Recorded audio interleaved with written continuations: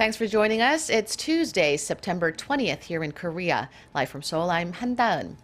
It appears North Korea is preparing for a rocket launch this time. Just about 10 days after its fifth nuclear test, the reclusive state has announced it has successfully tested a new rocket engine. Connie Kim starts us off. As if North Korea's recent nuclear test was not bold enough, the regime now claims to have carried out a successful ground test of a new rocket engine.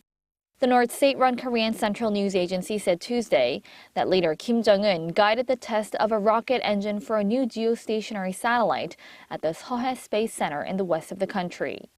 It's Kim's first military-related activity since he oversaw Pyongyang's fifth nuclear test earlier this month. The young leader has identified space development as one of the regime's most pressing tasks and says the North must develop various types of satellites to become a, quote, possessor of geostationary satellites in a couple of years to come. The engine test is seen as a follow-up measure after North Korea launched a long-range missile in February. The test has sparked speculation the regime is preparing for a long-range ballistic missile launch around the October 10th anniversary of the founding of the North's Workers' Party. The North insists that satellite launches are for peaceful purposes, but they're widely viewed by the international community as cover for ballistic missile tests. Connie Kim, ARIRANG News. President Park Geun-hye will gather her cabinet ministers together at the presidential office this weekend for a workshop to share her policy drives and unite public sentiment. Saturday's meeting will be the first of its type in 3.5 years since President Park's first cabinet got together shortly after her inauguration. Given the increased threat posed by North Korea and the slowing domestic economy, the president and her ministers will discuss ways to create growth engines and momentum for the administration's policy initiatives. They will also assess the achievements made during her term. Lawmakers at Korea's Nat'l Assembly have the next 4 days to quiz government officials as Parliament begins an interpellation session that'll run through Friday. On Tuesday, around a dozen lawmakers from the three main parties will grill high-level officials, including the Prime Minister and Justice Minister, on domestic political issues. The lawmakers are expected to focus on the effectiveness of the government's crisis management capabilities, given the increased threat posed by North Korea and the recent earthquakes in the southeast of the country.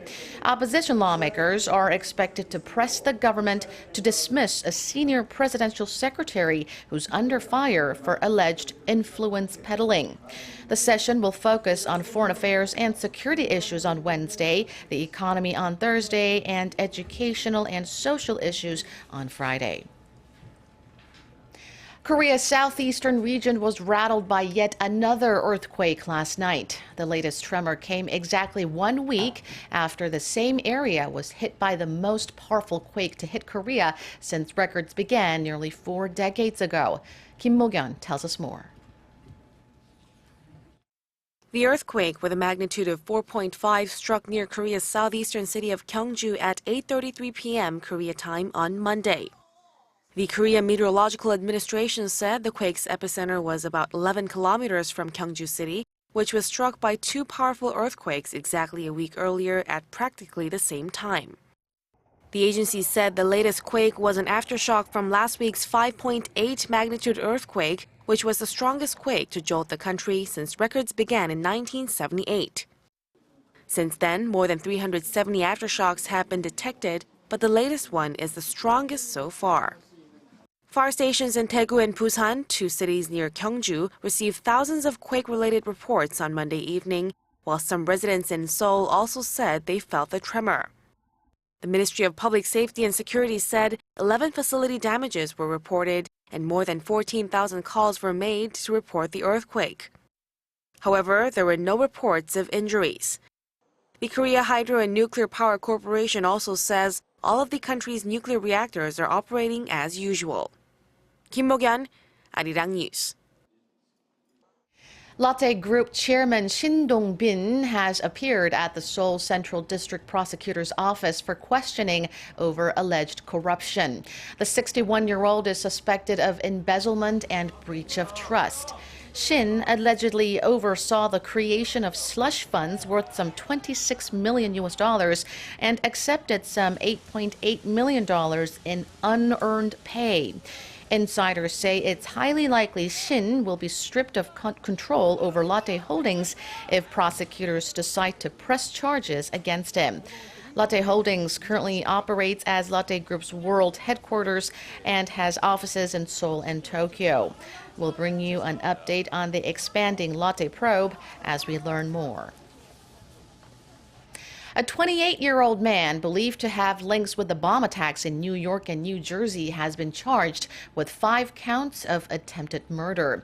Ahmad Khan Rahami, a U.S. citizen of Afghan descent, was captured after a shootout Monday with police in Linden, New Jersey. Prosecutors say they're still considering charges over the bombings. Rahami, who was injured during the arrest operation, is being held on a $5.2 million bail.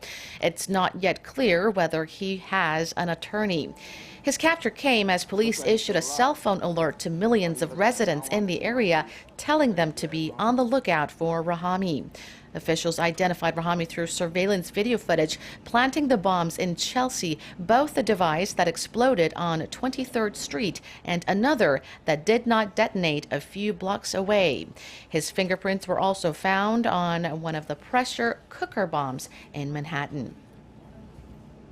And that's all for now. Stay tuned for more top stories here on ARIRANG. Thank you for watching.